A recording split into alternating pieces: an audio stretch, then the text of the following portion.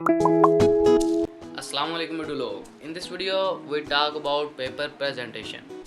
हाँ, तो इमेजिन करो आपने रात भर तैयारी की, हर क्वेश्चन प्रिपेयर किया, लेकिन जब उर्दू का पेपर वापस आया मार्क्स उतने अच्छे नहीं जितने आप डिज़र्व करते थे। क्यों? क्योंकि एग्जामिनर ने आपका नॉलेज कम और प्रेजेंटेशन ज़्यादा देखी। शॉकिंग है ना?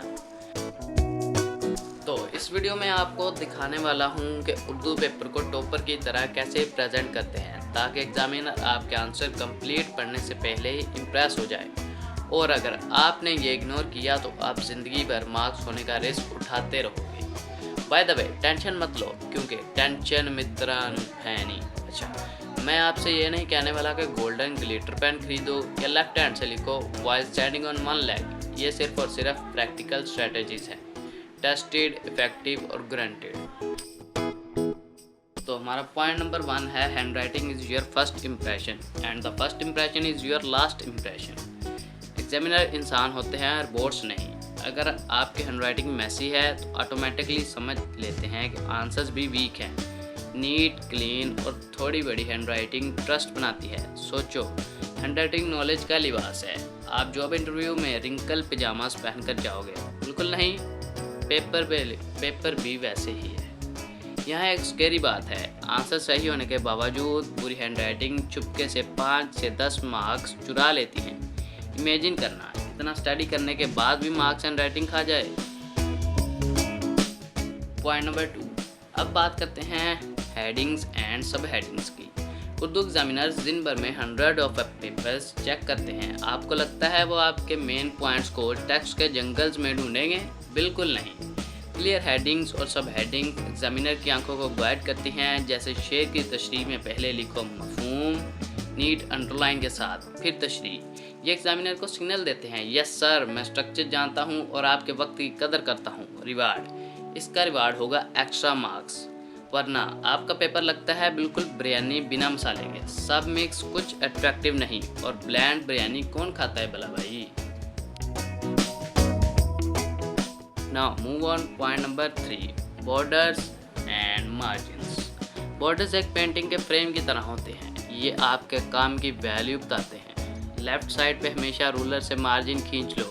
कोई फैंसी आर्ट की ज़रूरत नहीं, सिर्फ एक स्ट्रेट लाइन काफ़ी है। ये इंस्टेंटली पेपर को डिसिप्लिन बनाता है। और बिलीव करो, एग्जामिनर के दिल में एक छोटी सी स्माइल आ जाती है क्योंकि ये कहती है इस स्टूडेंट ने पेपर को इज्जत दी है। और हाँ, आजकल तो पेपर पर खुद से ही पहले से हाशिए लगे होते हैं। और ट्विस्ट ये है, ज़्यादातर स्टूडेंट इस छोटी सी डिटेल को इग्नोर कर देते हैं। इसलिए अगर आप करते हो तो भीड़ में एक चमकता सितारा बन जाते हो। Point number 4, the power of quotation and poetry references. Urdu एक खूबसूरत ज़ुबान है। जब आप रेलेवेंट पोइट्री, इडियम्स या क्वेट्स यूज़ करते हो, आपके आंसर्स ग्लो करते हैं। सोचो, लामा इकबाल के बारे में लिख रहे हो और एक पावरफुल क्वेट इंसर्ट कर दिया, एग्जामिनर का इंप्रेशन डबल हो जाता है। लेकिन एक कैच है, गलत क्वेट या ज़बरदस्त का रेफरेंस उल्टा नुकसान करता है। एक्यूरेसी ही आपका असली वेपन है। तो हाँ, आप अपनी फेवरेट बॉलीवुड डायलॉग को उर्दू पोइट्री का नाम पे चिपका नहीं सकते। Nice try but fail bro. Point number 5, structuring long answer. जब लंबे आंसर्स लिखो तो एक सिंपल 3 स्टेप फार्मूला फॉलो करो, इंट्रोडक्शन, बॉडी और कंक्लूजन्स। एग्जामिनर को ऑर्डर पसंद है। शॉर्ट इंट्रो से शुरू करो, बॉडी में एग्जाम्पल और पॉइंट एक्सप्लेन करो और एंड में क्रिस्प कंक्लूजन या मैच्योरिटी और प्लानिंग दिखाता है। बिल्कुल एक मार्वल स्टूडियो की मूवीज़ की तरह। सोचो, एक ड्रामा जो 20 से स्टार्ट हो और बिना एंडी के ख़त्म हो जाए, बोरिंग लगता है यार। वैसे ही पेपर है, बिगनिंग, मिडल और एंड ज़रूरी है।